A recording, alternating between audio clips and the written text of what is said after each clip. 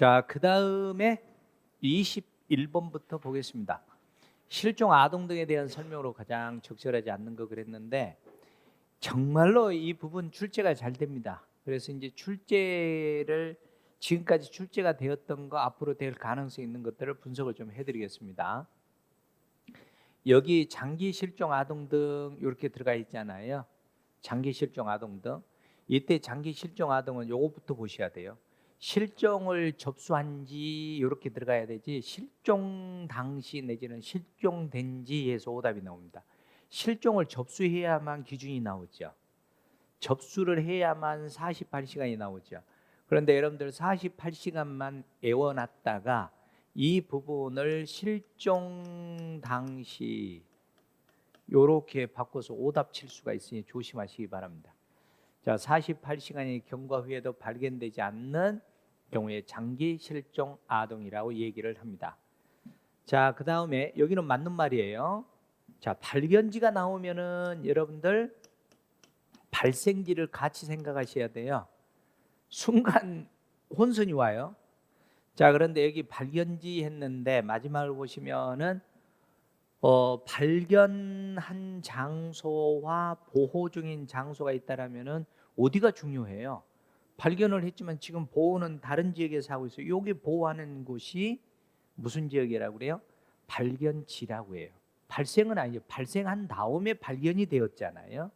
그러니까 이런 것도 조심하셔야 돼요. 왜 그러냐면은 여러분들 이 발견지에다 발생지 해놓고 발견 장소와 보호 중인 장소 중에 서로 다를 때에는 보호 중인 장소를 말한다. 그럼 여기 맞았잖아요. 그럼 여기 신경 안 써요. 그래서 틀려요.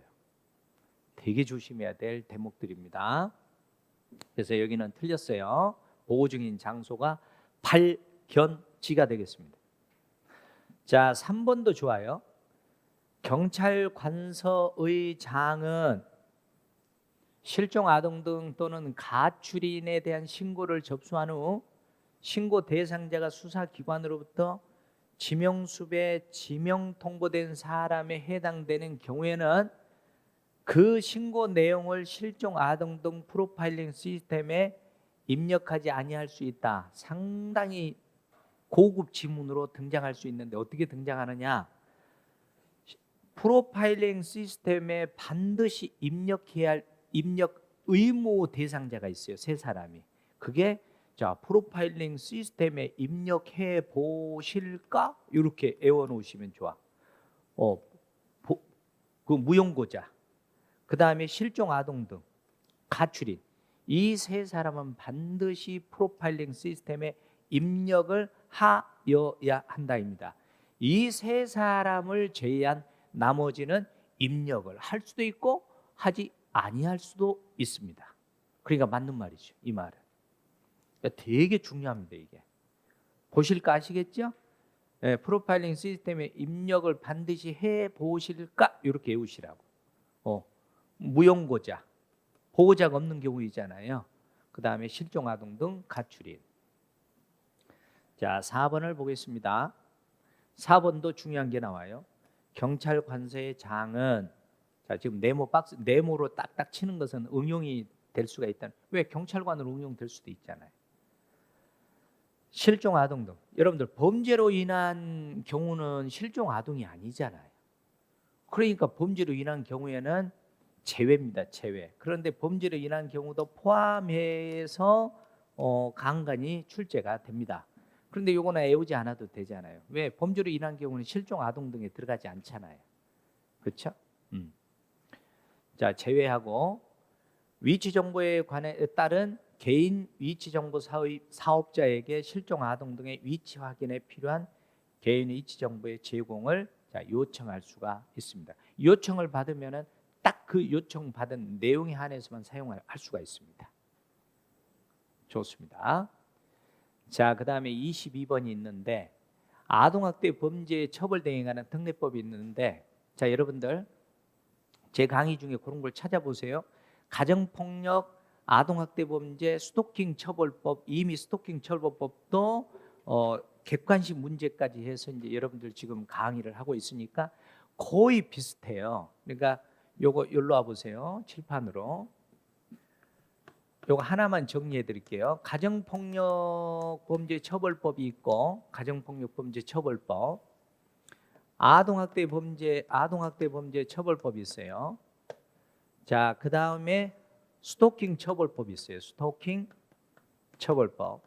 이미 이제 이런 내용을 지금 객관식까지 제가 설명을 다 스토킹 처벌법까지 설명을 해드리니까 잘 보셔야 되는데, 이 중에 다 공통점이에요.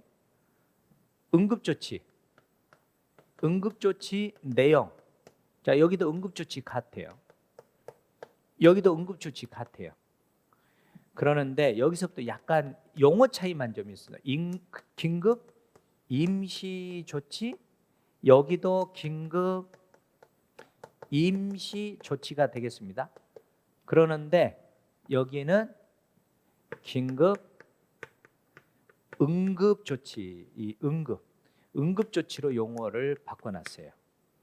그 다음에 판사가 하는 뭐가 있냐면은, 판사가 내리는 무슨 조치가 있어요? 임시조치가 있어요. 여기도 똑같이 임시조치가 되겠습니다. 그런데 여기는 잠정 조치 이렇게 나와요. 그런데 룰은 거의 비슷해요. 룰은 이해됐습니까? 그래서 요거를 기준으로 해서 여러분들 정리를, 스토킹 처벌법까지 정리를 잘 해야 될 것입니다. 정리를. 자, 그걸 기준으로 해서 이번에는 아동학대 범죄와 가정폭력만 출제가 되었어요. 자, 1번을 보시면, 아동학대 범죄 신고를 접수한 사법경찰 관리나 아동학대 전담 공무원이 동행해서 현장 출동하지 아니한 경우에, 이게 무슨 말이냐면은, 자, 아동학대 범죄는 사법경찰 관리가 출동할 수도 있고 전담 공무원이 출동할 수도 있어요. 그 다음에 수사기관장이나 시도지사, 시장 등이 현장에 출동할 수 있는데, 경찰관이 출동을 안 했을 때는 이 사람들이 서로 정보를 공유를 해줘야 되고, 각자 서로 통지를 반드시 하여야 한다입니다. 반드시 통지를 하여야 한다입니다. 서로 정보를 공유해야 됩니다. 서로. 알겠습니까? 요점 주의하시고, 그 다음에 2번을 보시면, 사법경찰관은 아동학대 범죄가 재발될 우려가 있고, 그 다음에 또 무슨 단어 찾아야 돼? 긴급을 요할 때, 요럴 때는 긴급 임시조치를 할 수 있습니다. 요 단어가 딱 나와야 됩니다. 그런데 이 긴급 임시조치를 무슨 임시조치로 나온다든가 응급조치로 여기에 딱 나오면 아웃이 되는 거예요. 용어 찾아야 되겠죠? 재발, 긴급 임시조치. 만약에 요게 이제 스토킹 처벌법으로 가면은 요게 긴급 응급조치로 바뀌어야 되겠죠. 긴급 응급조치. 자, 그다음에 요거는 무슨 표가 갑자기 빨간 게 들어가 있냐면, 지금 여기에 지금 핵심 정리하고 효자손이 있잖아요. 이 페이지에 없는 지문들이에요. 그 요것들은 다 들어있는 지문들이에요. 아시겠습니까? 이 없는 지문들, 요 새롭게 추가된 지문들이에요. 자, 검사는 아동학대 범죄 사건의 증인이 피고인 또는 그 밖의 사람으로부터 생명, 신체 해를 입을 염려가 있다고 인정될 때에는 관할 경찰서장에게 증인 신변 안전을 위해서 필요한 조치를 할 것을 요거 요청해야 된다. 이제 여러분들 평상시에 이제 여러분들 그 익숙하지 않는 지문입니다. 그래서 표기를 해놨어요. 이런 지문들은 여러분들 단권화로 정리를 해 두셔야 될 겁니다. 자, 그 다음에 판사가 나와요. 판사. 이제 이 아동학대 범죄나 가정폭력이나 스토킹이 나오면 주체를 잘 정리하셔야 돼. 사법경찰 관리냐, 사법경찰 관이냐, 검사냐, 그렇지 않으면은 판사냐. 요 세 가지를 바꾸치기해서 오답을 되게 잘 냅니다. 그러니까 주의해서 공부하셔야 돼요. 아동학대 범죄 원활한 조사, 심리, 피해 아동 등의 보호를 위해서 필요하다고 인정된 경우에는 결정으로서 경찰관서에 요 유치장이나 구치소에 유치 조치할 수 있는 사람은 판사뿐이 없습니다. 검사도 안 됩니다. 사법경찰 관리도 안 됩니다. 관도 안 됩니다. 전담 공무원도 안 됩니다. 누구만 가능하다? 판사만 유일하게 잘 안 헤어지시면 그냥 콩밥을 먹게 할 수 있다. 판사만. 이렇게 암기를 하셔도 좋겠습니다. 23번 가정폭력입니다. 거의 비슷합니다. 유사합니다. 적절하지 않은 것은 이렇게 했습니다. 적절하지 않는 것은 자, 응급조치를 했네요. 이렇게 딱 이런 부분들은 이렇게 찾아가셔야 돼. 재발될 우려가 있고 긴급을 위하여 좀 이런 게 조금 아쉬워요. 아동학대 범죄나 사실은 가정폭력이나 같은 문제잖아요. 이게 이제 중복을 했어요. 중복. 중복이나 마찬가지지 뭐. 비슷하잖아요. 그럼 마지막에 뭘 찾아왔어요? 뭘 해야 돼요? 긴급 임시조치를 할 수 있다. 아동학대 범죄하고 똑같은 내용이잖아요. 여기 지금 2번 지문하고. 그렇죠? 이런 건 조금 아쉬움입니다. 이런 걸 좀 낼 게 많은데 다른 걸 좀 냈으면 하는 생각도 좀 들었어요. 2번을 보시면 진행 중인 가정폭력범죄에 대해서 신고를 받은 사법경찰 관리는 즉시 현장에 가서 조심해야 될 게 요게 자 행위자의 죄지 응급조치할 수 있는 내용입니다. 근데 응급조치할 수 있는 내용이 아닌 임시조치 내용이 아까 유치장에 들어가는 거 이런 걸 슬쩍 중간에다 집어넣어 놓습니다. 오답으로. 이런 걸 조심하셔야 돼. 자, 분리조치하는 거 좋아요. 그 다음에 체포 등 범죄 수사 응급조치할 때 할 수 있죠. 피해자 가정상담소나 보호시설로 인도하는데 이때 조심할 거. 동의를 하는 경우에만 보호시설로 인도하는데 앞 문제에서 아동학대는 존중을 해줘야 된다라고 바뀝니다. 아동학대에서는. 요 구별을 하셔야 돼. 여기 가정폭력에서는 동의를 하는 경우에만 보호시설로 인도하고 아동학대는 그 아동학대 당하는 사람 의견을 존중하여야 된다라고 바뀌어야 됩니다. 그 다음에 긴급치료가 필요한 피해자를 의료기관에 인도하는 거 이것도 맞는 말. 재발 시 임시조치를 신청할 수 있습니다라고 통보할 수 있는 게 이거 맞는 말. 자, 이런 게 새롭게 다 들어왔죠. 피해자 보호명령, 신변 안전조치를 청구할 수 있음을 고지하는 거. 이런 게 전부 다 무슨 조치? 무슨 조치예요? 응급조치를 할 수 있다. 그럼 응급조치는 사법경찰 관리가 다 할 수 있다. 여기까지 좋습니다. 3번 갑의 배우자였던 을이에요. 을이 갑에게 폭행을 당했어요. 그러면 전에 남편이었거나 전에 부인이었거나 그러면 배우자이거나 배우자였던 사람도 가정구성원에 들어갔죠. 근데 그거를 모르면은 또 엉뚱한 기준이 잡혀버릴 수가 있어요. 여기 가정폭력 범죄 사건으로 처리할 수 있습니다. 이런 경우. 그런데 이제 만약에 요거 친족이 있잖아요. 친족이 나오면 친족은 반드시 동거가 전제가 되어야 돼요. 친족은. 근데 나머지는 사실혼 관계도 상관없어요. 자, 이런 거 조심하시면 되겠습니다. 가정폭력은 자기 또는 배우자의 직계 존속 고소할 수 있죠. 친족이 고소할 수도 있고. 24번으로 갑니다. 지역경찰 조직 및 운영에 관한 규칙입니다. 경찰청 이제 훈령 예규에 해당되는 행정규칙에 해당됩니다. 지역경찰 동원은 근무자 동원을 원칙으로 하고 이것도 되게 지문으로 요즘 잘 나와요. 근무자를 원칙으로 동원하고 필요할 때는 불가피할 때는 휴무자를 동원할 수 있다. 좋습니다. 지역경찰 관리자는 신고 출동 태세 유지를 위해서 필요한 경우에 휴게 및 식사 시간도 경감부에도 이런 게 유사한 게 나왔는데 또 이게 나온단 말이에요. 요거 눈여겨 보시기 바랍니다. 이렇게 휴게나 식사 시간도 기타 근무가 아니라 무슨 근무? 대기 근무로 가는 거예요. 대기 근무. 대기 근무는 몇 분 이내에 출동할 수 있게 10분 이내. 10분 이내. 대기 근무입니다. 대기 근무. 자, 요것도 또 빨간 거 딱 나오죠. 요런 게 이제 새롭게 순찰팀장은 행정근무를 지정하고 관리팀원에게 순찰팀원에게 상황 순찰 근무를 지정하는 것을 원칙으로 하지만 다른 근무를 지정하거나 병행 수행하도록 지정할 수 있는 사람이 누구냐? 요거 나중에 응용될 수 있어요. 지역경찰 관서장, 순찰팀장, 이 순찰팀장을 다른 주체로 바꿀 수가 있다고. 요거 주의하시기 바랍니다. 아주 새롭게 추가된 이론이에요. 상황근무를 지정받은 지역경찰은 지역경찰관서, 치안센터 내에서 이 지역경찰관서가 어디를 말해요? 지구대나 파출소를 말하는 것입니다. 보호를 요하는 사람 또는 피해자에 대한 보호 감시. 자, 이거 보세요. 이제 요거를 딱 풀어놨잖아요.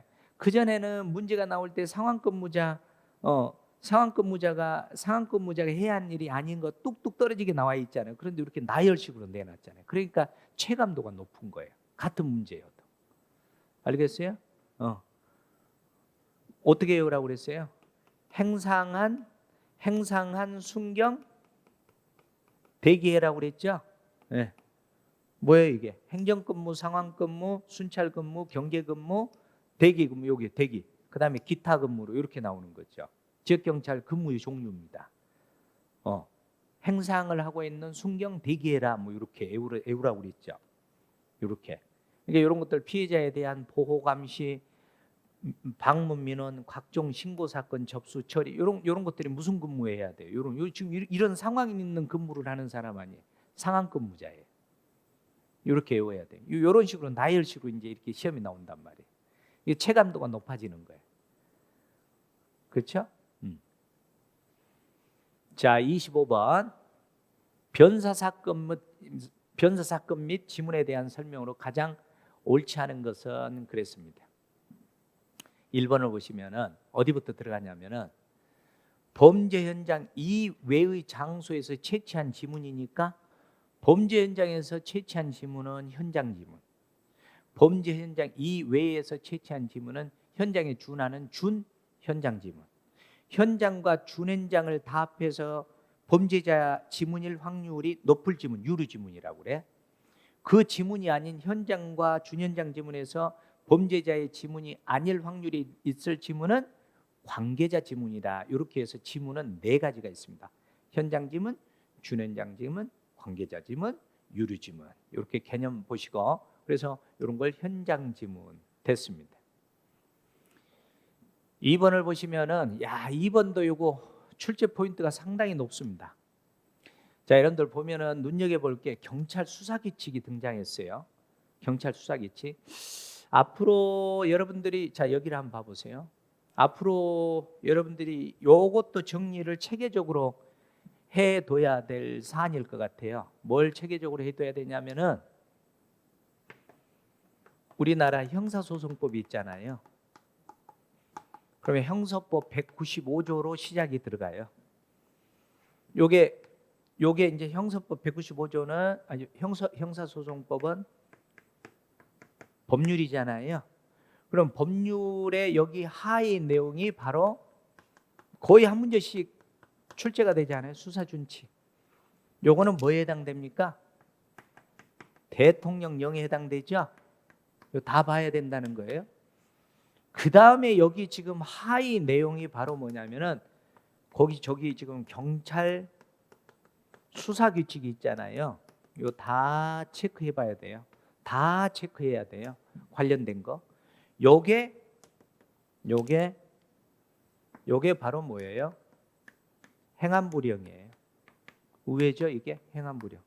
그 다음에 이제 그 밑에 또 하의 내용이 바로 뭐냐?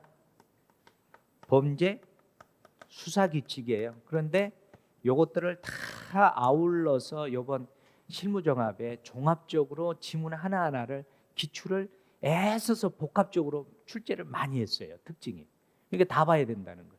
요거는 뭐에 해당될까요? 훈령이에요. 훈령. 이해됐습니까? 그래서 이런 그 관계들을 잘 보면서 여러분들이 체킹을 잘 해야 될 겁니다.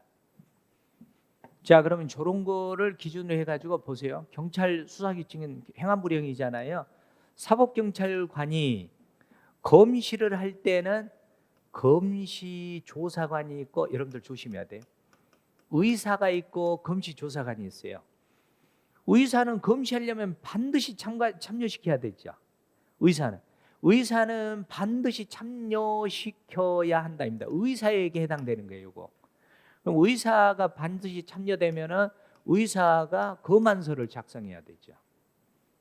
그런데 검시 조사관은 참여를 할 수도 있고 안 할 수도 있다. 만약에 참여를 한다라면은 변사자 조사 결과 보고서를 작성하면 되는 거예요. 이해됐어요? 그럼 뭐 때문에 틀렸어요? 이게 지금 눈에 잘 안 보인단 말이에요. 이 기준을 확실하게 잡아놓지 않으면. 그럼 어떻게 돼? 검시 조사관을 참여시켜야 함이 아니라 검시 조사관을 참여시킬 수 있으며, 이게 완벽한 개념 정립이 안 되면 쭉 읽어가는데 과연 이게 보일 거냐 이 말이 잘 안 보이죠. 의사는 반드시 참여시켜야 된다. 검시 조사관은 시킬 수도 있고 안 시킬 수도 있다. 그 다음에 조심할 거, 의사는 검안서, 그 다음에 검시 조사관은 변사자 조사 결과 보고서, 이렇게 구별을 해 두셔야 됩니다. 이 정도는 여러분들이 알아둬야 돼, 여러분들. 자, 그 다음에 3번을 보시면은 지문 및 수사 자료표에 관한 규칙에서 지문 자동 검색 시스템인데, 이게 이제 유명한 AFIS단이요. Automated Fingerprint Identification System 해가지고 AFIS 해가지고 직역을 하면은 자동화 지문 아이덴티피케이션 지문 검색 시스템. 그래서 앞에 머리점만 따서 AFIS다. 이렇게 십지 지문 자동 시스템. 그 전에는 일지 지문 해가지고 하나씩 비교를 했잖아요. 궁상문이야, 재상문이야, 와상문이야, 변태문이야 이래가지고 쭉 하나씩 이미 사건 현장에서 나온 지문과 대조를 하고 그랬잖아요. 그런데 요거 AFIS는 자동으로 탁 지문이 검색되는 이러한 장치가 되겠습니다. 4번을 보시면 경찰 수사규칙상 사법경찰관리는 검시에 특별한 지장이 없다고 인정되면 변사제 요 조심해야 돼요. 특별한 지장이 있으면 안 해도 되지만 특별한 지장이 없으면은 반드시 이러한 사람들 공무원까지를 참여시켜야 한다입니다. 앞으로도 계속 출제 포인트입니다. 참여시킬 수 있다. X. 반드시 참여시켜야 된다. 이 정도는 여러분들이 알아두셔야 됩니다. 26번을 보겠습니다. 지명수배에 대한 설명입니다. 지명수배 뭐 모르는 사람이 있습니까? 딱 특정해서 수배를 하는 것이니까. 자, 한번 보겠습니다. 범죄수사규칙은 훈령이죠. 보시다시피 보세요. 훈령 앞에 문제 보세요. 경찰 수사규칙 그 다음에 이렇게 훈령 막 섞어서 나오잖아요. 지금 경찰관이 검관 지명수배자에 대해서 이제 여기에 조심할 것은 수배관서, 검거관서, 발생관서 이 용어 장난치기를 잘합니다. 수배관서는 지명수배를 하는 관서잖아요. 주체. 그런데 A라는 지역에 있는데 B라는 지역으로 도망을 갔어요. 그 지역에서 지명수배자가 발견됐어요. 거기 발견된 관서가 발견관서예요. 그걸 어느 지역에서 다른 곳에 또 체포를 했어요. 그럼 검거관서가 되겠죠. 이런 말입니다. 그리고 이런 말장난에 조심하셔야 돼. 그러니까 무슨 단어에 조심해야 되냐면은 이제 수배관서가 가장 주체죠. 수배관서. 그다음에 어느 지역에서 발견을 했어요. 발견관서, 발생관서. 그다음에 이제 그 검거관서. 특히 이제 검거관서와 수배관서를 바꾸치기 위해서 이제 오답들을 많이 내요. 이거 장난질을 잘해요. 지명수배자가 여러 건인 경우 보세요. 이제 검거관서 나오죠. 검거관서와 거리, 교통사고, 안전 인접한 자 수배관서가 돼요. 수배관서가 원주인이라고 그랬죠. 지명수배에 법정형이 중한. 자, 이게 무슨 말이냐면은 이런 상황에 아무것도 아니에요. A라는 경찰서에서 범인을 잡아야 되니까 지명수배를 내려서 지명수배 내리면은 그 A 경찰서가 수배관서죠. 수배관서. 그런데 수배관서에서 못 잡고 그 다른 관할에 있는 관서에서 범인을 잡았어요. 그럼 그 경찰서가 수배관서죠. 이제 검거관서죠. 그럼 검거관서에서 이 범인을 어떤 순서로 범인을 넘겨줄 것이냐 이 순서를 말하는 거예요. 이게 공소시효 1번, 2번 법정형 중한 순서 3번 그 다음에 그 동일한 수배관서와 동일한 이 관서인지 아닌지 동일한 관서인지 아닌지. 네 번째가 거리가 가장 가까운 곳이야. 그러면 어디에다가 먼저 인계를 해줘야 되겠어요? 여기 보시면은 거리 또는 교통상 가장 인접한 수배관서가 법정행위 중한 죄명으로 지명수배한 수배관서보다 지명수배자를 먼저 인계받아 주셔야 된다. 틀렸지 그러니까. 제일 먼저 인계해 줘야 할 곳이 어디예요? 공소시효가 3개월 이내인 경우에는 빨리 넘겨줘야 될 거 아니야. 공소시효가 1번, 그 다음에 법정형이 2번, 그 다음에 이제 요게 2번까지 없으면 3번은 동일한 그 수배관, 그 검거관서 동일한 그 관할 구역에 있는 거기에다 인계해 주면 되는 거예요. 그 다음에 이제 마지막으로 거리예요. 그래서 바뀌었죠. 그러니까 이 묻는 의도만 알면 아주 쉬운 거예요. 틀렸습니다.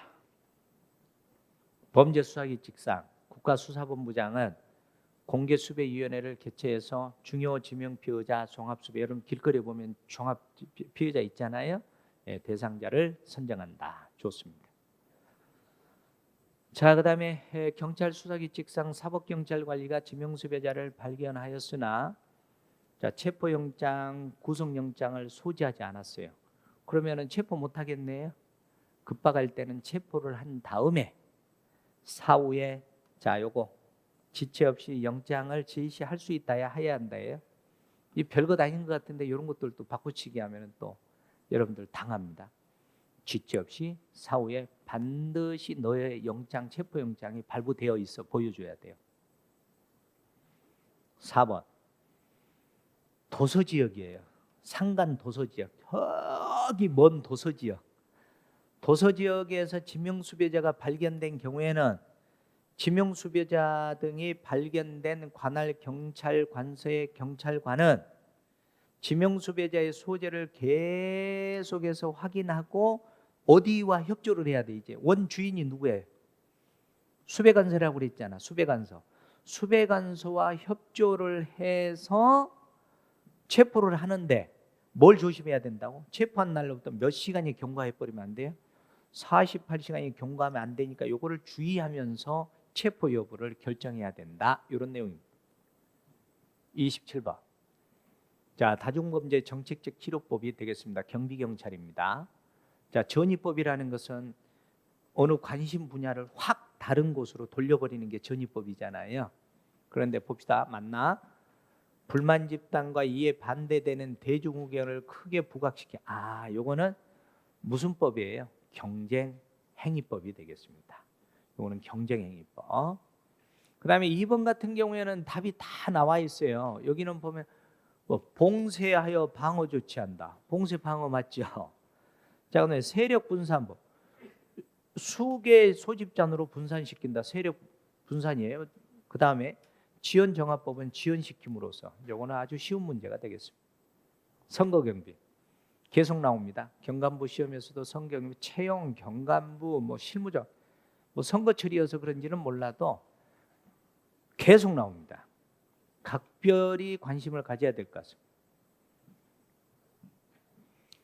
1번을 보시면 개표소 경비, 여러분들 개표소 경비가 나오면은 꼭 투표소 경비까지 같이 생각하셔야 됩니다. 투표소는 가서 투표하는 곳이잖아요.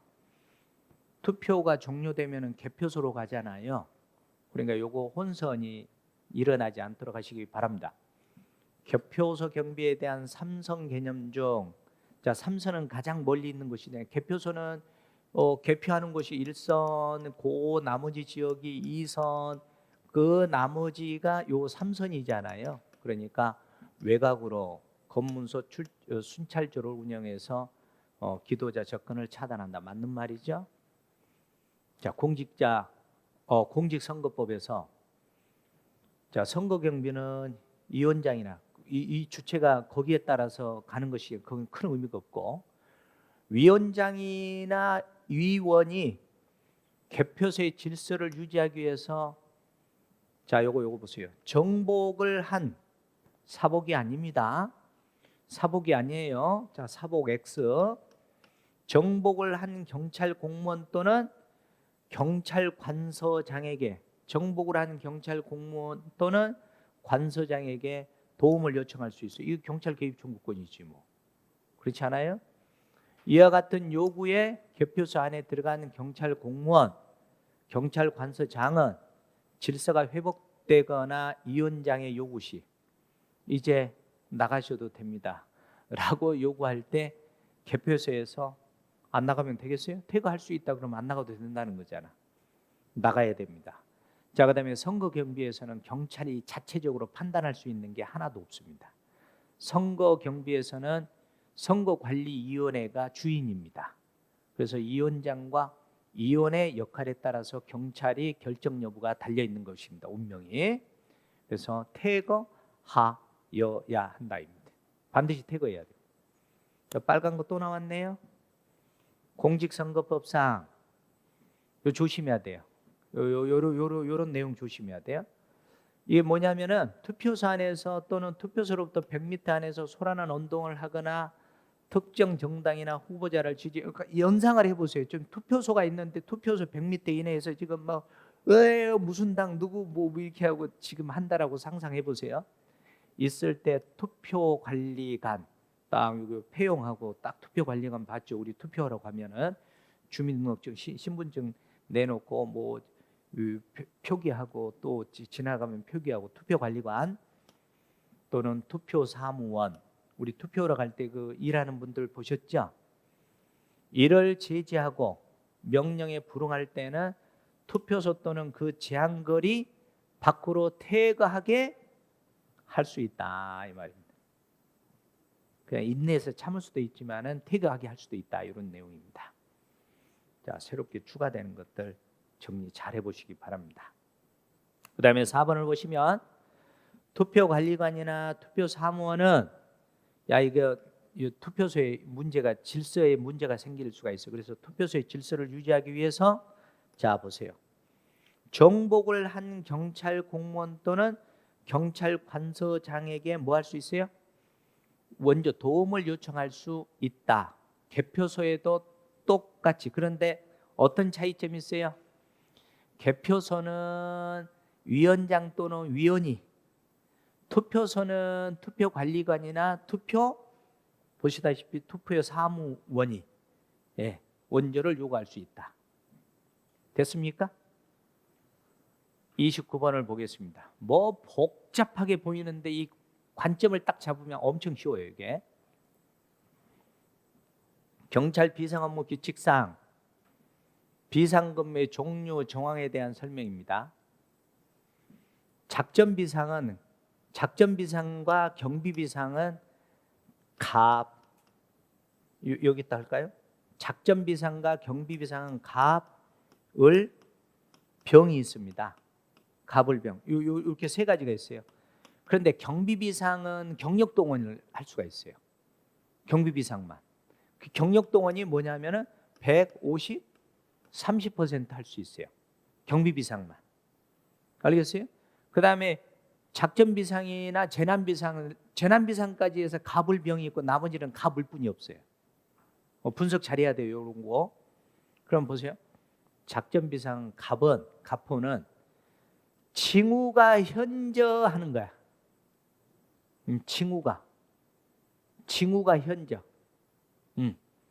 징후가 그러면 을은 징후가 예견되는 경우.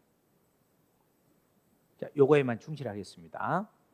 그래서 이제 갑은 맞는 말이 되겠습니다. 교통 비상은 보시다시피 보세요. 국대 혼란, 화재로 국대 혼란, 교통 혼란 사고 발생이니까 을호 정도 되겠어요. 이 정도면은 갑호로 가야 되겠습니다.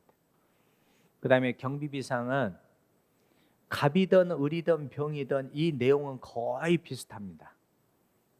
경비, 갑을병 거의 비슷한데 뭐만 차이가 있냐면 이것만 차이가 있어요. 100이냐 50이냐 30이냐. 근데 병 오니까 몇이에요? 30에 해당되겠습니다. 수사비상 중대범죄 발생이니까 갑호에 해당되겠죠. 이렇게 보시면 되겠습니다. 이런 작전비상, 교통비상, 경비비상, 수사비상이 있는데 비상으로 없는 게 뭐 있어요? 생활안전비상, 그 다음에 안보비상, 외사비상 요거는 없죠. 생활안전이 제일 많이 나오죠. 생활안전이. 자, 30번 재난 및 테러 경비 활동에 대한 설명이 되겠습니다. 1번을 보시면은 재난 및 안전 관리 기본법상 재난은 사자가 나타났다. 이렇게 외우라고 그랬죠. 사자, 재난은 사자, 사회재난, 자연재난. 그렇게 외우시면은 잘 외워질 겁니다. 재난은 사자가 나타났다. 오. 2번. 자, C급 나와 있으면은 A, B, C 이렇게 들어가야 되죠. A, B, C. 그러면 A는 광범위한, 여기는 일부 지역, C는 제한된 지역. 이렇게 외우시면 돼. 광범위한, 일부, 제한 지역. 그럼 여기는 C급이니까 뭐와 연관돼? 제한된 지역이니까 C급 맞죠? 만약에 A급으로 가면 광범위한 지역, B급으로 가면은 일부 지역. 이렇게 외우시기 바랍니다. 자, 그다음에 3번. 테러 위험 인물이 나오면 무슨 단어만 찾으면 되냐면은 테러 자금 모금이나 기금을 모은 사람들이니까 테러 위험 인물이지. 나머지보다는 요 단어만 찾으면 돼요. 외국인 전투원하고 구별을 하셔야 되겠죠? 자, 그다음에 재난관리규칙상 시도 경찰청 등의 장은 관할 지역 내에서 재난이 발생하거나 등등 나와 있는데 딱 마지막을 보시면은 재난 및 안전관리기본법상 경계 단계의 위기 경보가 발령된 경우에는 재난 상황을 설치 운영 반드시 하여야 한다고 그랬잖아요. 이럴 때는 관심, 주의, 경계, 심각 단계 중에서 이 심각 단계에 있을 때에 설치 운영하여야 한다가 되겠습니다. 되겠어요? 자, 그다음에 31번을 보겠습니다. 교통사고 조사 규칙상 교통사고 및 현장 도면 작성에 대한 것입니다. 자, 1번을 보시면은 자, 다른 거는 볼 거 없이 이동 지점은 점선으로, 교통사고에서 이동 지점은 점선으로 차선을 긋고 그 다음에 정차 지점은 실선으로. 그런데 이동이나 정차 지점을 다 실선으로 했으니까 틀렸습니다. 이동은 점선, 정차는 실선. 자, 명칭을 특정해서 붙여야 되고, 자, 그다음에 이런 부분들이 나와 있는데 이런 것은 여러분들 새롭게 또 추가되는 그 지문들이에요. 교통사고 현장에 사망한 사람이 있을 때는 단순히 사망했다고 단정 짓지 말고 중상자 동일하게 취급을 하여야 한다입니다. 취급을 할 수 있다 그러면은 사망으로 또 간주해 버릴 수가 있다는 거지. 취급해야 된다. 자, 그다음에 표지판 사고를 전후입니다. 전후 적합하게 이런 게 다 새롭게 등장한 것들이 여러분들이 평상시에 여러분들이 실무종합에서 눈여겨보지 못한 지문들이 되겠습니다. 그러나 답 고르는 데는 지장 없잖아요. 여러분들 지금 빨간 표시를 해드린 이유는 40문제에서 정답 고르는 것은 아무 문제가 없어요. 아무 문제가. 그래서 이번에 여러분들과 실무종합을 합격 예측이 이 2개에서 3개 정도를 이제 예측을 해드린 겁니다. 보시다시피 정답 고르는 데는 이런 거 문제가 하나도 없잖아요, 지금. 자, 그래서 전후 적합한 위치에 설치하고 반드시 1명 이상의 경찰 공무원이 차량과 군중을 정리하고 2차 사고 예방을 할 수 있다야 해야 한대요. 의무사항입니다. 반드시 해야 됩니다.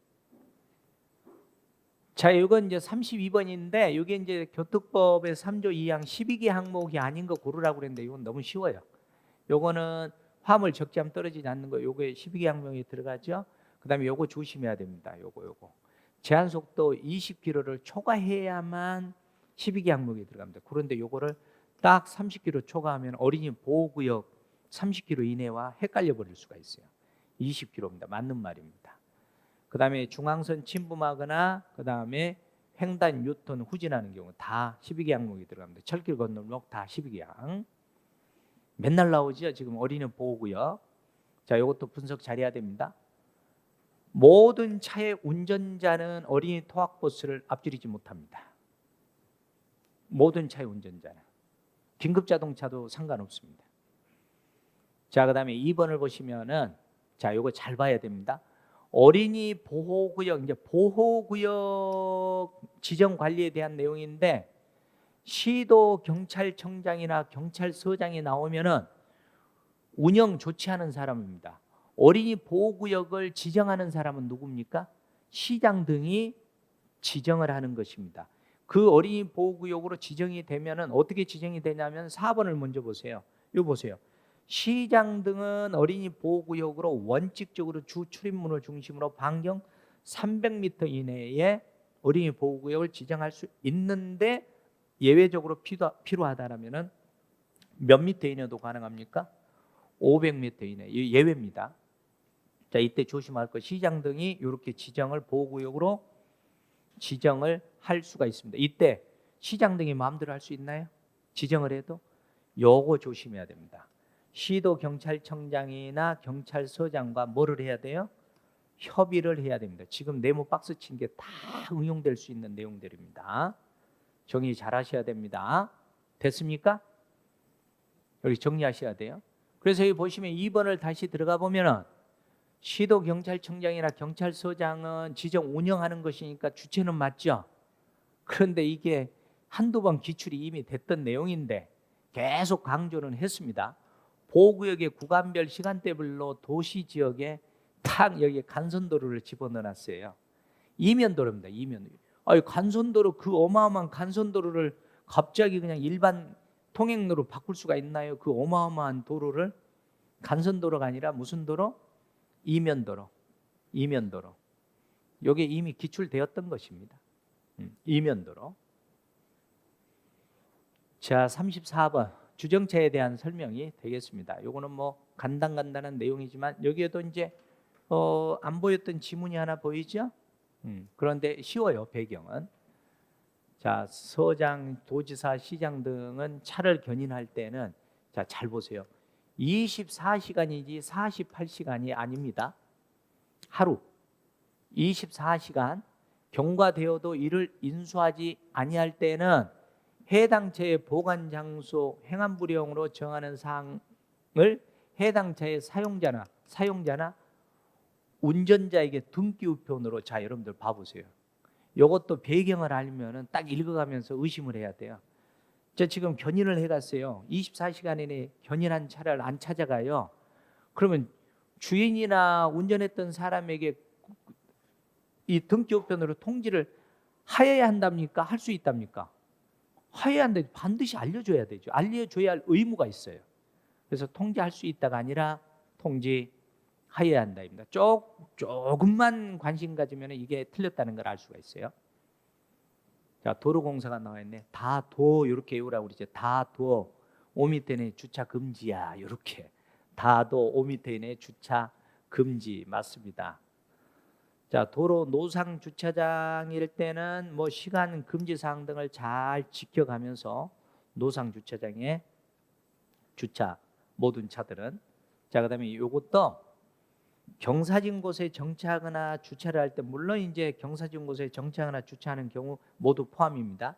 요럴 때에 고인목을 설치하거나, 언덕이거나 경사진 곳이니까 고인목 있잖아요. 그 다음에 조향장치가 뭐냐면은 길 가장자리 쪽으로 차 타이어 바퀴를 방향을 틀어놔야 된다, 이런 내용입니다.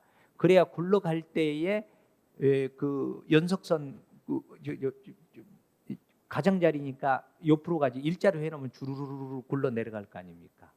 그래서 조향장치를 길 가장자리 방향으로 돌려놓는 등, 자, 이때 조심, 반드시 조치를 하여야 됩니다. 그렇게 해놔야 된다, 이런 내용입니다. 그래서 여러분들 이렇게 그 언덕이나 이런 곳에 그 주차할 때 보면은 그 이게 틀어놓는 거 봤죠? 그게 조향장치를 틀어놓는 것입니다. 자, 35번을 보겠습니다. 확성기에 대해서도 계속 출제가 됩니다. 지금 중앙행정기관이 개최하는 국경일, 자, 이 국경일 행사의 경우 행사 개최 시간에 한정해서 행사 진행에 영향을 미치는 소음에 대해서는 집시법 별표 2에 따라서 확성기 소음 기준을, 요거는 뭐 별세까지도 쳐놨죠. 이미 기출된 내용이고 중요 표시까지 해놨습니다. 주거 지역에 준해서 해야 됩니다. 주거지역 뭐 많이 노출된 것입니다. 요걸 여러분들이 의외로 답을 썼다라면 혼선이 있었을 거예요. 등가 소음도가 10분 이내를 해야 되는데 마치 요거하고 요거를 순간 헷갈렸을 거예요. 알겠습니까? 이제 물론 이제 1번이 워낙 많이 이제 노출이 돼 있으니까 뭐 틀릴 확률은 없었겠습니다만 대상 배경 소음도와 대상 소음도가 있잖아요. 확성기에 대상 소음이 없을 때는 5분간 측정한 소음을 무슨 소음도로 본다? 배경 소음도로 본다. 자, 그다음에 3번을 보시면은 관할 관서장은 확성기 등의 소음 기준을 초과하는 소음을 발생시켜서 타인에게 피해를 주는 기준 이하의 소음 유지 이런 것들 조치를 할 수 있고, 자, 그다음에 4번은 보세요. 이렇게 별것도 아닌데 나열을 해놨잖아요. 뭘 찾아야 되겠어요? 주거지역. 그다음에 뭘 찾아야 되겠어요? 등가 소음도 차의 평균치 10분 이내에 측정하는 거. 그러면 주거지역 찾아서 주거지역과 학교와 병원이 있잖아요. 그죠? 그러면 주간, 야간, 심야로 세 가지로 구별하죠. 주간, 야간, 심야. 그런데 여기 지금 보시면은 주간으로 구별했잖아요. 주간은 65, 야간은 60, 심야는 55 이렇게 들어가는 것입니다. 그러니까 65가 맞는 말이 되겠습니다. 이렇게 정리하시면 됩니다. 자, 36번을 보십니다. 36번 집시에 대한 설명으로 가장 적절하지 않은 것은 그랬습니다. 1번을 보시면은 이게 무슨 말이냐면은 1번은 자, 망인에 대한 이제 죽은 사람에 대한 것이죠. 추모의 목적과 범위 내에서 이루어지는 노제를 위한 이동 행진 수준을 자, 여기 핵심이 여기 있습니다. 넘어서요 범위를. 그다음에 이제 무슨 단어가 나오냐면은 자, 공동의 목적을 가지고 요것도 바꿔치기 합니다. 요거를 특정인으로 바꾸면은 틀려요. 특정인으로 바꾸면은 틀려요. 특정인으로. 일반인이 자유로이 통행할 수 있는 장소를 시위에 대해서 지금 묻고 있네요. 행진하거나 위력 기세. 요거는 시위의 개념이죠. 시위. 불특정 여러 사람의 의견을 주거나 제압하는 행위까지 나아가는 경우에는 자, 뭐에 해당된다고 그랬어요? 시위. 그러는데 여기를 집회에 해당함으로 X입니다. 시위에 해당함으로 맞는 말. 집시법에 따라 사전에 신고서를 관할서장에게 제출을 해야 되겠죠. 이거는 시위에 들어가니까 집회 시위는 신고해야 되잖아요. 자, 이런 측면에서 맞는 말이 되겠습니다. 자, 그다음에 2번은 자, 이거 판례들이니까 잘 정리해 놔야 될 겁니다. 예, 계속 출제될 확률이 상당히 높은 판례들입니다. 5개 집회 및 시위 참가자들이 자, 요게 결정적인 핵심이라고 보시면 됩니다. 교통혼잡이 야기되었다고 볼 만한 사정이 없어요. 그러니까 질서에 문제가 생겼어요, 안 생겼어요? 안 생기지. 그러는데 뭐 약간 한 15분 동안 연장해 있다는 사실만으로 주체행위가 신고 뚜렷이 벗어났다고 말할 수 있다 없다? 판례는 요 정도는 벗어났다고 할 수 없다라는 게 판례의 태도입니다. 이해됐습니까? 네, 요 정도. 자, 그다음에 집회의 개념 나옵니다. 집회 보세요. 특정 불특정 상관없죠. 다수인이 공동의 목적을 가지고 대외적으로 표명하는데 요거 조심해야 돼요. 요거를 뭘로 쓱 바꿔치기 할 수 있어요? 지속적. 만약에 지속적으로 가면 결사야. 국가보안법에서 말하는 또 헌법에서 말하는 집회 결사할 때 결사에 해당됩니다. 지속적으로 가면은 요 점도 주의하시기 바랍니다. 자, 그다음에 4번은 5개 집회나 시 신고사항 미비점이나 신고 범위 일탈로 인해서 타인의 법익, 안녕 질서에 대해 직접적인 위험이 초래된 경우에 비로소 방지, 제거, 적합한 제한 조치를 할 수 있고 그 조치도 과잉하면 된다 안 된다. 비례 원칙에 입각해서 해야 된다라고 딱 판례는 명시하고 있습니다. 자, 요 판례들은 계속 등장할 수 있습니다. 자, 37번입니다. 외국인 관련 사건 처리에 대한 설명 중 가장 적절하지 않은 것입니다. 자, 여기 1번은 인도 구속영장에서 구속 중인 경우에 구속된 날로부터 몇 개월 이내에 결정을 해야 돼요. 법원은 2개월 이내에 결정 판결을 내려줘야 된다는 얘기예요. 2개월 이내에 반드시 2개월 이내에 결정을 해줘야 됩니다. 타당성 여부는 누가 결정합니까? 법무부 장관이 결정을 합니다. 법무부 장관이. 자, 주한미군 지휘협정상 주한미군의 공무수행 중, 자, 주한미군이, 자, 소파니까 우리나라의 주둔한 주한미군이죠. 우리나라의 주둔한. 그러는데 주한미군의 공무집행 중, 자, 공무집행 중이니까 우리나라도 자유로울 수는 없죠. 그런데 공무집행 중 자기 부작에 의한 범죄는 합중국 군 당국의 전속적 재판권. 자, 이것은 뭘 아느냐고 질문을 하는 거냐면은 1차적 재판권과 전속적 재판권 개념을 아는지를 물어보는 내용입니다. 전속적 재판권은 쌍방가벌의 개념이 없는, 미국의 법을 적용했을 때 미국 법만으로 처벌할 수 있고 우리나라 법을 처벌할 수 없으면은 미국의 전속적 재판권이 있는 것입니다. 그러는데 우리나라 법으로도 처벌할 수가 있고 미국 법으로도 처벌할 수가 있는데 여기는 누구와 연관이 먼저 있습니까? 미국과 연관이 있죠. 미군과. 그럼 미군에게 1차적 재판권이 있다, 이렇게 얘기를 하는 것입니다. 전속적 재판권을 여기에 쓸 수가 없어요. 전속적 재판권은 우리나라 법으로는 다룰 수 없을 때 미국의 전속적 재판권이 있다라고 얘기를 하는 것입니다. 됐습니까? 예, 요거 구별을 해야 됩니다. 자, 그다음에 요거 외사 파트에서 행안부 장관이 딱 한 곳이 나와요. 여기 대개 경우 외교부 장관, 법무부 장관이 나오는데 행안부 장관이 국제형사경찰기구로부터, 인터폴이죠, 형사사건 수사에 대해서 협력 요청을 받거나 형사기구에 협력을 요청하는 경우에는 국제범죄 정보, 자료 교환 등의 조치를 취할 수 있는 사람이 누구냐 이 말이에요. 누구예요? 행정안전부 장관이다, 이렇게 보시면 되겠습니다. 상당히 중요합니다. 외교부 장관 X, 법무부 장관 X입니다. 자, 그다음에 대한민국과 러시아 연방 간의 영사 협상 있잖아요. 요 국민의 영사 관할 구역에서 구속된 경우에는 접수국에 권한 있는 당국은 요겁니다. 지체 없이 누구에게? 파견국 영사기관에 통보해야 됩니다. 자, 파견국과 접수국을 구별하셔야 됩니다. 러시아가 우리나라에 파견했다라면 러시아가 파견국이고 우리나라는 접수국이 되는 것입니다. 구별하시고. 38번입니다. 거의 다 와갑니다 이제. 자, 요것도 뭐 끊임없이 출제 가능성이 높은 것들. 근데 되게 요번에 시험 문제의 특징을 보면은 그냥 뭐 쉽게 얘기하면은 그냥 잡탕같이 엮어놨어요. 그냥 하나로 안 해놓고 여기저기 다 끌어 넣어놨어요.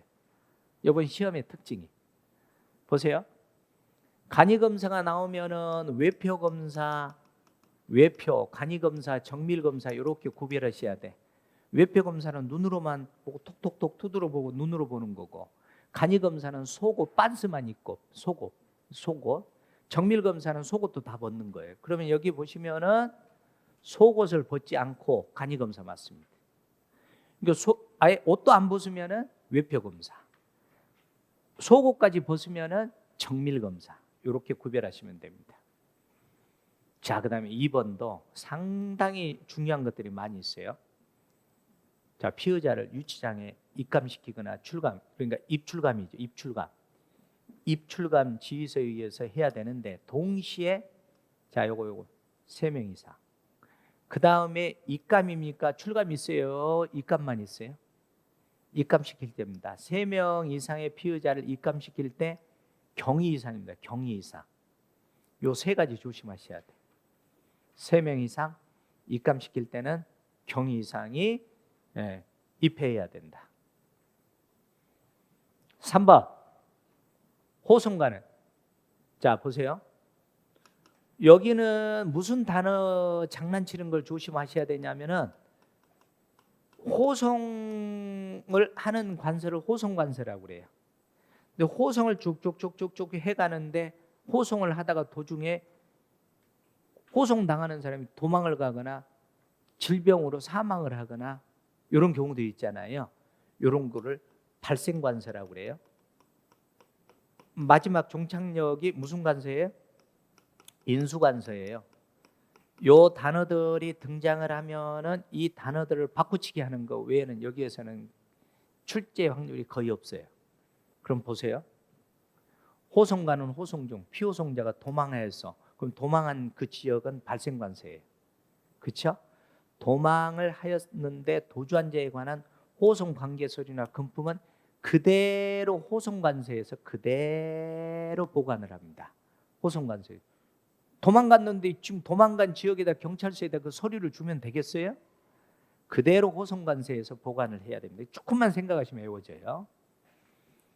피호송자의 금전, 유가증권, 현금 등이자 이런 경우에는 호송관서에서 인수관서에 직접 송부를 해요. 보내줘요.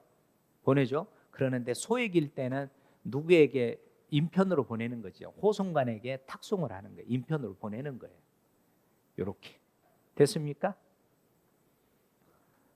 자, 39번. 이제 끝이 와갑니다.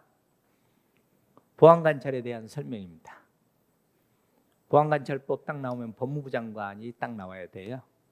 법무부 장관은 엄격하게 얘기하면 보안관찰 처분 대상자와 피보안관찰자는 약간 뉘앙스 차이는 있죠.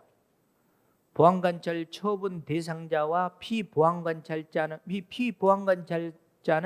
보안관찰 처분을 받은 자죠. 요거는 여기 시차가 약간 있죠. 이해됐어요? 그래서 보안관찰 처분 대상자 또는 피보안관찰자라고 이렇게 표현을 쓰는 겁니다. 지금 이해됐어요? 보안관찰 처분 대상자 또는 피보안관찰자, 요거를 다른 말로 뭐라고? 보안관찰 처분을 받은 자, 이렇게 됐죠? 국내에 가족이 없거나 가족이 있어도 인수를 거절할 자에 대해서는 거소를 제공해 줄 수 있다. 살아야 되니까. 좋습니다. 자, 그다음에 요거 봐보세요. 이렇게 나열식으로 해놨죠. 이게 암기 문제도 딱 암기성으로 문제를 만든 게 아니라 나열식으로 넣어놨어요. 그럼 봐보세요. 형법은 내일 전시에 해당되는 것은 보안관찰에 해당 범죄가 아니라고 그랬잖아요. 뭐요? 내란죄, 일반 이적죄, 전시 군수 계약 불이행죄잖아요. 그럼 여기에 보시면은 일반 이적죄. 조심할 거는 형법상의 일반 이적죄는 보안관찰에 해당 범죄에 해당되지 않지만 군형법은 일반 이적죄는 보안관찰에 해당 범죄에 들어갑니다. 이것도 구별해 두셔야 돼. 일반 이적죄는 해당 범죄에 해당된다 그러면 해당되지, 여기 들어가는 것은 않는다. 만약 국가보안법이면은 반찬회무 이렇게 외우라고 그랬죠. 반찬회무 국가보안법 보안관찰에 해당되지 않는 거. 방과단지 구성 찬양거무 회합통신 무고날짜 이렇게 들어가는 겁니다. 자, 사안에서는 보안관찰 처분 기간 갱신에 관한 사안도 해당된다. 좋습니다. 자, 피보안관찰자는 국외 여행, 자 10일 이상 주거를 이탈하여 뭐 이런 것들도 뭐 좀 바꾸어서 많이 나와 있죠. 경찰서장에게 신고를 할 수 있다 해야 한다요. 반드시 해야 됩니다. 관찰을 받고 있기 때문에. 마지막 문제입니다. 갑자기 마지막 문제에서 통신수사가 나왔어요. 수사 파트에 있는 외사가 나와야 되는데 통신수사에 대한 설명으로 가장 적절하지 않는 것입니다. 통신비밀보호법을 생각해 보시기 바랍니다. 1번을 보시면 전기통신사업법상 전기통신사업자는 법원, 검사, 수사관세의 장. 자, 여러분들 법원, 검사, 수사관세의 장, 정보수사기관의 장 이렇게 나열을 했을 때 범죄 수사나 국가안보가 다 들어간 주체들이 나와 있구나. 아무 문제 없어요. 그래서 재판, 수사, 형의 집행, 안전보장에 대한 위해를 방지하기 위해서 정보 수집을 위해서 통신 자료 제공을 요청하면 그 요청에 따를 수 있다. 통신 자료. 이 통신 수사에서 통신 자료가 나오면 통신 사실 확인 자료를 항상 생각하셔야 됩니다. 통신사실 확인 자료는 통신비밀보호법, 통신자료는 전기통신사업법, 법적 근거가. 자, 그런 측면에서 2번을 여러분들이 당했을 수 있어요. 그런데 너무 쉬운 문제가 4번에 등장을 했어요. 봐보세요. 발신, 착신, 통신번호 등의 상대방의 가입자 번호니까 이미 지금 통신 사실이 있죠. 이렇게 외우셔야 돼요. 그냥 외우지 말고. 요거는 통신 사실이 있잖아요. 지금 발착신이 있으니까 여보세요 발신 받은 사람 수신이잖아. 발착신이니까. 이런 것들은 통신 사실 확인 자료잖아요. 요건 통신 사실 확인 자료에 해당하지 않는다고 그랬으니까 아예 그냥 요거는 그냥 쭉 보면은 탁 4번이 틀려 있다는 걸 알 수 있어요. 그런데 정말 정밀하게 공부한 사람은 2번에 조금 혼란이 있었을 것 같아요. 잘 보셔야 돼. 통신비밀보호법상 그랬어요. 검사나 사법경찰관은 필요한 경우에 자, 요것 때문에 통신사실 확인 자료의 법적 근거는 통신비밀보호법이잖아요. 그런데 갑자기 전기통신사업법이 나왔으니까 그냥 요거 보고 급하니까 딱 답을 써버릴 수가 있어요. 조심해야 되는데 전기통신사업법에 의한 전기통신사업자만을 지칭하는 것입니다. 여기는 통신비밀보호법 그대로 들어가 있어요. 통신사실 확인 자료. 됐습니까? 요거에 여러분들이 낚였을 것 같아요. 그런데 마지막까지 읽어보면 요거는 뭐 무조건 틀린 문제이니까 요걸 조심하시기 바랍니다. 맞는 말이 되겠습니다. 그 다음에 세 번째 보시면 불법 검열에 의해서 취득한 우편물, 불법 감청에 취득한 이런 내용, 요거는 재판이나 징계 절차의 증거로 사용할 수 있다 없다? 딱 그 용도 외에는 사용할 수 없다. 이렇게 되겠습니다. 자, 이렇게 해서 이제 여러분들 40문제를 다 풀어봤는데 여러분들에게 거듭 말씀을 드립니다. 오늘 이 기출문제는 이미 이 시험을 봤던 분들을 위해서 제가 기출을 설명드린 게 아니고 앞으로 여러분들이 공부할 때에 이 유사한 문제가 출제가 되었을 때에 실수하지 말고 이 부분들은 철저히 공략을 하시라는 취지에서 설명을 드렸습니다. 그래서 이번 문제를 보시면 알겠지만은 같은 암기성 문제라도 길게 문장으로 등장을 하고 있다라는 것을 여러분들이 인식을 하시고, 그다음에 두 번째, 저에게 항상 그런 질문들을 되게 많이 하는데 1년 연중 듣는 질문이 요거 실무정합 문제 없는 내용인데 왜 다뤄주세요라는 질문을 되게 많이 듣거든요. 그런데 오늘 그런 것들 때문에 그 빨간 걸로 표기한 게 실무정합이 없는 내용들이 일부가 지문으로 이렇게 등장을 하잖아요. 이제 그런 측면에서 여러분들 실무정합 공부하시는 여러분들의 생각이 두 가지로 바뀌셔야 됩니다. 하나는 우리가 다루지 않는 부분들도 충분히 지금 출제가 되고 있다는 거 하나 하고, 그 다음에 단순 암기성만을 가지고 여러분들이 공부를 하면은 그 같은 암기 문제여도 길게 나열하는 이런 부분들이 체감도가 높다는 것을 인식하시면서 반드시 이해가 동반된 암기, 이해가 동반된 두음을 하시라는 것을 말씀을 드리고, 대단히 수고 많았습니다.